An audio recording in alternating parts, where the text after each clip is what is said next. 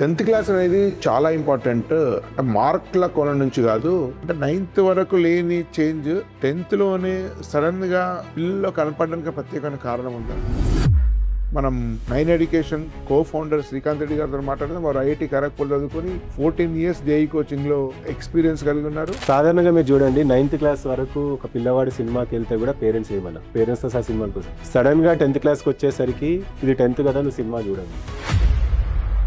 పేరెంట్స్తో సడన్గా 10th క్లాస్కి వచ్చేసరికి షేర్ చేసుకుంటాం కూడా భయపడుతున్నారు. పేరెంట్స్ జనరల్గా ఏమంటారు, అరే 9th క్లాస్ వరకు నేను ఎంజాయ్ చేస్తాను, 10th క్లాస్ ఒకే చదువురా అని చెప్తారంట. దానికి తోడు ఫౌండేషన్ తీసుకోకుండా తప్పు, సండే రోజు సరదాగా ఫ్రెండ్స్తో ఉండటం తప్పు. దీని అన్నిటి వల్ల పేరెంట్స్ దగ్గర ఎక్స్ప్రెస్ చేయడానికి భయపడుతున్నారు అండ్ ఇంట్లో సిబ్లింగ్స్ దగ్గర ఎక్స్ప్రెస్ చేయడానికి భయపడుతున్నారు. అక్కడి నుంచి ఏమవుతుందంటే వాళ్ళు డైరెక్ట్లీ పేరెంట్స్కి తెలియకుండా మొబైల్ ఫోన్కి అడిక్ట్ అవుతున్నారు.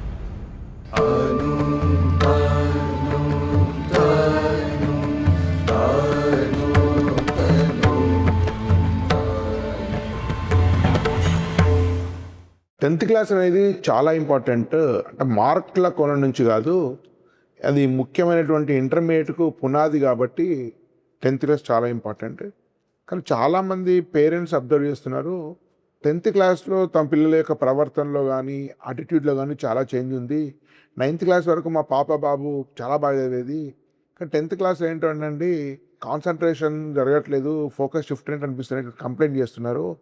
సో ఈ 10th క్లాస్లో చాలా మార్పులు వేగంగా 9th క్లాస్ వరకు కనపడని అనూహ్యమైనటువంటి చేంజెస్ వస్తున్నాయి. కారణం ఏంటి? 10th క్లాస్ పిల్లల విషయంలో పేరెంట్స్ పరిశీలించాల్సిన ముఖ్యమైన అంశాలు ఏంటి? ఇలాంటి విషయం మీద మనం 9 ఎడ్యుకేషన్ కో-ఫౌండర్ శ్రీకాంత్ రెడ్డి గారితో మాట్లాడదాం. వారు ఐఐటి ఖరగ్పూర్ చదువుకొని 14 years జేఈ కోచింగ్లో ఎక్స్పీరియన్స్ కలిగి ఉన్నారు. నమస్తే సార్. నమస్తే అండి సార్. అదే మీరు చెప్తున్నారు సార్, 10th క్లాస్లో ఒక సడన్ చేంజ్ వస్తుందని అంటుంటారు కదా పిల్లల్ని. 9th క్లాస్ వరకు బాగుండి, అంటే 9th వరకు లేని చేంజ్ 10th లోనే సడన్గా పిల్లల్లో కనపడడానికి ప్రత్యేకమైన కారణం ఉందా? అదే సార్, అంటే నాకు అవగాహన ఉన్నంత వరకు సడన్ చేంజ్ అనేది 10thలో రాదు, బట్ మన అబ్జర్వేషన్ అనేది 10thలో వస్తుంది. సో పేరెంట్స్కి కూడా ఎలా ఉంటుందంటే, 1st to 8th క్లాస్ వరకు పర్లేదు, వీడికి ఫ్రీడమ్ ఇస్తాను, వాడు అడిగింది కొనిస్తాను, ఇవన్నీ ఉంటాయి.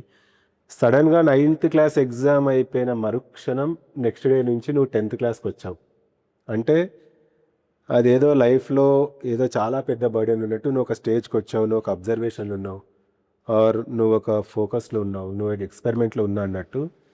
సాధారణంగా మీరు చూడండి, 9th క్లాస్ వరకు ఒక పిల్లవాడు సినిమాకి వెళ్తే కూడా పేరెంట్స్ ఏమన్నా పేరెంట్స్తో సహా సినిమాల కోసం. సడన్గా 10th క్లాస్కి వచ్చేసరికి ఇది 10th కదా, నువ్వు సినిమా చూడండి. అండ్ అప్పటి వరకు హ్యాపీగా క్రికెట్ ఆడుతూ ఉంటాడు.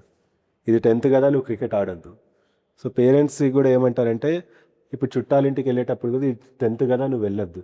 సో దీనివల్ల ఏమవుతుంది అని అంటే, పిల్లలకు కూడా 10th క్లాస్లో చిన్న చిన్న సరదాలు చేస్తాం కూడా ఏదో చేయకూడని చేస్తున్నట్టు, ఏదో రాంగ్ చేస్తున్నట్టు వాళ్ళు ఫీల్ అవుతున్నారు. సో అదంతా వాళ్ళ మైండ్ మీద పడిపోయి పేరెంట్స్తో సడన్గా 10th క్లాస్కి వచ్చేసరికి షేర్ చేసుకుంటాం కూడా భయపడుతున్నారు. సో ఆ అబ్బాయి కానీ అమ్మాయి కానీ చిన్నప్పటికెళ్ళి అలాగే ఉన్నారు, కానీ సడన్గా చేసేసరికి ఇలా ఎందుకు అవుతుందని కూడా వాళ్ళు ఎక్స్ప్రెస్ చేయలేకపోతున్నారు. ఇది ఏంటంటే, ఇంటర్మీడియట్కి వచ్చేటప్పుడు సడన్గా పిల్లలు ఇది గుర్తు చేసుకొని జోక్స్ కూడా వేస్తుంటారు. అంటే పేరెంట్స్ జనరల్గా ఏమంటారు, అరే 9th క్లాస్ వరకు నేను ఎంజాయ్ చేస్తాను, 10th క్లాస్ ఒకే చదువురా అని చెప్తారంట.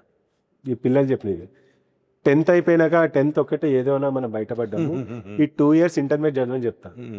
ఆ 2 years తర్వాత కష్టపడి నేను ఇంజనీరింగ్లో జాయిన్ చేయించాను, 4 years చదవమని చెప్తాను. ఇది కామన్గా పిల్లల మధ్యలో ఉండే జోకే. ఇది పిల్లల మైండ్ సెట్ ఎలాగంటే, అదేదో కోవిడ్ లాగా సడన్గా ఈ రోజు వరకు అందరూ ప్రజలు బయటికి వెళ్ళి తిరుగుతారు, సడన్గా మీరు రేపు బయటికి వెళ్ళండి అంటే నాకు ఆ కోవిడ్ టైంలో కొంచెం పిచ్చెక్కినట్టు ఉంటుంది, అసలు ఎందుకు అవుతుందో కూడా తెలియదు.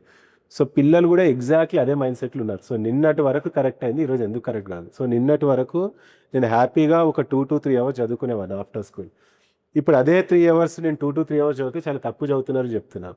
దానికి తోడు ఫౌండేషన్ తీసుకోకుండా తప్పు, సండే రోజు సరదాగా ఫ్రెండ్స్తో ఉండటం తప్పు. దీని అన్నిటి వల్ల పేరెంట్స్ దగ్గర ఎక్స్ప్రెస్ చేయడానికి భయపడుతున్నారు అండ్ ఇంట్లో సిబ్లింగ్స్ దగ్గర ఎక్స్ప్రెస్ చేయడానికి భయపడుతున్నారు. అక్కడి నుంచి ఏమవుతుందంటే వాళ్ళు డైరెక్ట్లీ పేరెంట్స్కి తెలియకుండా మొబైల్ ఫోన్కి అడిక్ట్ అవుతున్నారు. Maximum number of students mobile ఫోన్కి అడిక్ట్ అయ్యేది 10th క్లాస్లో అవుతారు. సో పిల్లల దగ్గర ఉన్న డేటా అనేది నైట్ అంతా కూడా మేము చదువుతున్నామని చెప్పి జస్ట్ పేరెంట్స్ వచ్చి చూసినప్పుడు లైట్ వేసి చదువుతాము, మొబైల్ ఫోన్తో కంటిన్యూస్గా వేరే వాళ్ళతో ఫ్రెండ్షిప్ చదువుతాం. ఇదంతా బాండింగ్ మిస్ అవుతుంది పేరెంట్స్తోని. బట్ ఇదే అండి, అంటే వాళ్ళకి ఏదో సపరేట్గా ఏదో వేరే జోన్కి వెళ్ళినట్టు, లేకుంటే ఏదో యూపీఎస్సీ ఎగ్జామ్ ప్రిపేర్ అవుతున్నట్టు కాకుండా 10th is just a part of. As if it is ninth కానీ class. ఇక్కడ కూడా ఫస్ట్ మొదలయ్యేది పేరెంట్స్ నుంచి కాదు. First 9th class board exam అయిపోగానే టైం జరుగుతుంది. సో టీచర్స్ కూడా ఏమంటారంటే ఫస్ట్ థింగ్, ఇప్పటి వరకు పర్లేదు సార్, ఇప్పటి నుంచి మీ అబ్బాయి 10th క్లాస్కి వస్తున్నాడు, మార్నింగ్ ఎక్స్ట్రా క్లాసెస్ ఉంటాయి, ఈవినింగ్ ఎక్స్ట్రా క్లాసెస్ ఉంటాయి, 9th వరకు అయ్యింది ఏదో అయిపోయింది, 10th వరకు ఏది చేయలేకుండా, అంటే 9th వరకు ఆల్రెడీ ఏదో తప్పు జరిగినట్టు పేరెంట్ మైండ్ సెట్లో ఎస్టాబ్లిష్ చేస్తున్నాం. సో పొద్దున్న 5 గంటలకు మేము ఒక స్పెషల్ క్లాస్ పెడతాము, నైట్ 8 గంటల వరకు స్పెషల్ క్లాస్ పెడతాము, ఈ 2 అటెండ్ కాకుండా మీ అబ్బాయి తప్పు చేస్తున్నాడు. సో దానికి పేరెంట్స్ ఏదో తప్పు చేస్తున్నట్టు మార్నింగ్ టైం ఒక ఎక్స్ట్రా క్లాస్ అటెండ్ కాకుండా మీ పేరెంట్ వచ్చి ఎక్స్ప్లెనేషన్ ఇవ్వకుంటే నార్మల్ క్లాస్కి అటెండ్ కాని అని చెప్తారు. ఇవన్నీ కూడా ఎప్పుడు మనకు 8th 9thలో చెప్పారు, సడన్గా 10thలో తీసుకొని వస్తారు. ఇది కూడా ఏంటంటే it's like a number game. మాకు స్కూల్లో 590 వచ్చింది, 595 వచ్చిందని చెప్పడానికి వాళ్ళు ఎస్టాబ్లిష్ చేసుకోవడానికి రిజల్ట్ పబ్లిషన్ కోసం కూడా చేస్తారు. హ్యాపీగా వాళ్ళంతటి వాళ్ళని వదిలేస్తే మేబీ ఒక 10% మార్క్స్ తక్కువ వస్తుండొచ్చు, అది నేను యాక్సెప్ట్ చేస్తాను. బట్ వాళ్ళ క్రియేటివిటీ, ఫ్రీడమ్ అండ్ పేరెంట్స్ దగ్గర ఉండే వాళ్ళ ఓపెన్ నేచర్ కానీ ఇవంతా చాలా బాగా ఎస్టాబ్లిష్ అవుతాయి. Thank you very much sir. ధన్యవాదాలు.